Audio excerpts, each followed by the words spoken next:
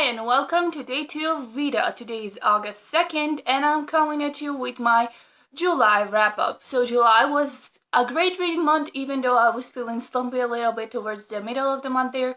I managed to read 20 books, which is the most I think I've ever read in a single month. And I did pretty well considering also that I was in Slovenia traveling for the first 10 days of the month, and then I was quite busy at home going to the beach and everything. In July, I participated in the TBR Takedown 2.0 readathon, and I already posted my wrap up on Friday, so I'll link that down below if you want to watch it. That includes 6 books, so I won't be talking about those 6 books right now in interest of this video not being way too long. So I'll talk about the 14 other books that I managed to read this month. The first one I read was on my Kindle as an ebook. I read it in Slovenia because we were spending a lot of time in the bus, so that was a lot of tea reading month, and that was The Storied Life of A.J. Vickery by Gabrielle Zevin. I was kind of hesitant about reading this book because I read Memoirs of a Teenage Amnesiac by her sometime last year. I wasn't really a fan, but I wanted to read a book about bookish characters, so I got the ebook of that, and I'm so glad I read it.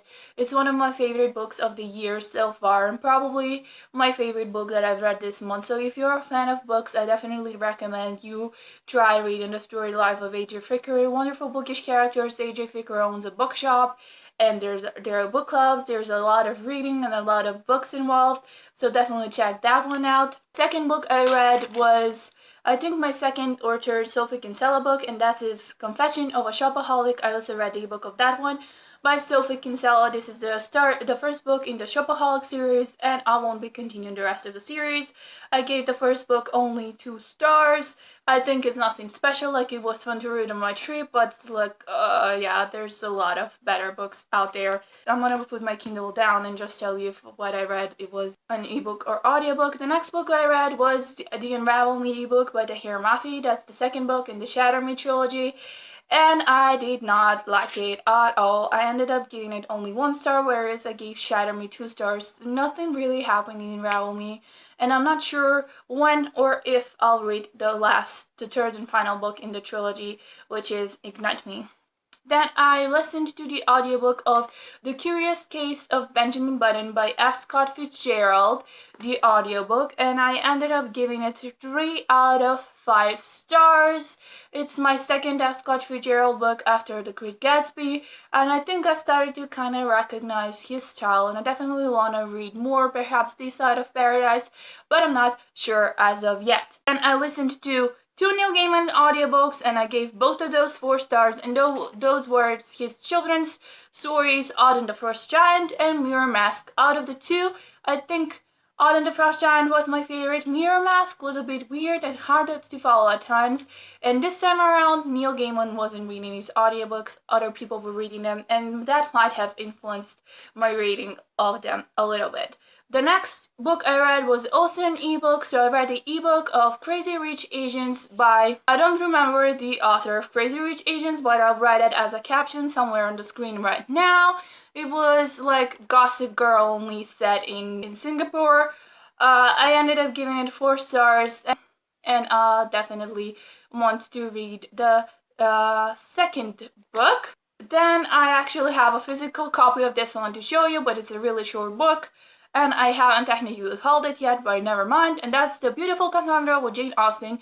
This is a little book that I bought from Slovenia. You might have recognized this. This is part of the Penguin Little Black Classics that they just came out with this year, and I actually gave this one 5 stars. Jane Austen is hilarious in here, and all of it was my favorite. Added it to my 2015 favorites and all-time favorites, and it's definitely a book that I will be rereading someday soon. Then I joined NetGalley and requested Dream a Little Dream by Joanna Fletcher, and I read it, gave it 4 stars, and I have a written blog review of that, which I'll link down below so you can check it out in interest of this video not being way too long. But it was a fun book, and I think the ebook comes out sometime in August. I'm not really sure of the day. Then I listened to the audiobook of, I read the ebook of When You're Back by Abby Glance. This is the 11th or 12th book in the Rosemary Beach series. This is Mace and Reese's story, and this one is probably my least favorite of the entire Rosemary Beach series. It makes me wonder what I liked so much about the series. I ended up giving it only 1 star. I also listened to another Neil Gaiman audiobook, which I forgot to mention earlier, but this one is longer and he co-authored it with another person who I can't remember right now, but it's interval by Neil Gaiman and another person, and I listened to the audiobook. This one isn't narrated by Neil Gaiman either, and that might have influenced my opinion of the book, but overall it was nothing special, like not as unique as Neil Gaiman's other books. It was like weird even, and I ended up giving it only 1 star. Then I read another Penguin Little Black Classics, The Tinderbox by Hans Christian Andersen, all 57 pages of it, and I gave it 5 stars. I really loved it, and my favorite is probably, because this has like some short stories in here, and my favorite was probably The Nightingale. I gave this one 5 stars, as I said earlier. Then another physical book I read is A Thousand Splendid Suns by Khaled Hosseini.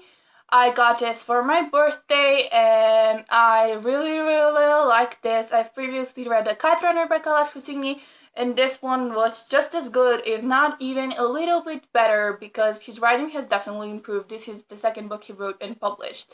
And I am going to read And the Mountains Echo soon. Also a 5-star book. And the last book I read before the TBR Takedown Readathon was New York for Beginners, that by Susan Ronke, something like that. I got this off of NetGalley, and it's being published on August 4th, which is 2 days from the time you're seeing this video. Yeah, I didn't really like it. It's set in New York, but New York wasn't presented as I thought it would be. It was weird. The characters were, even though the main character went through some character development, it ended up not coming too much. So yeah, I gave it only 2 stars, I think, and I have a full blog review, which I'll link down below if you want to look into it. And as I mentioned, I read 6 other books for the TBR Takedown 2.0 readathon, and I've already posted my wrap-up, which I'll link down below, so you can watch it. So overall, July was a pretty good reading month in terms of numbers. I read 20 books, but in terms of rating, I read some pretty good books, such as these. But I also read and listened to some mediocre audiobooks, a lot of 1-star reads this month, sadly, but I'm happy because I completed a 100 book challenge, and as of today, the day I'm filming this, I've read 112 books. Let's take a thumbnail shot now. So yeah, let me know how you did in July, what you read down below. Give this video a thumbs up and subscribe to my channel for more VEDA videos. I'll see you tomorrow. Goodbye!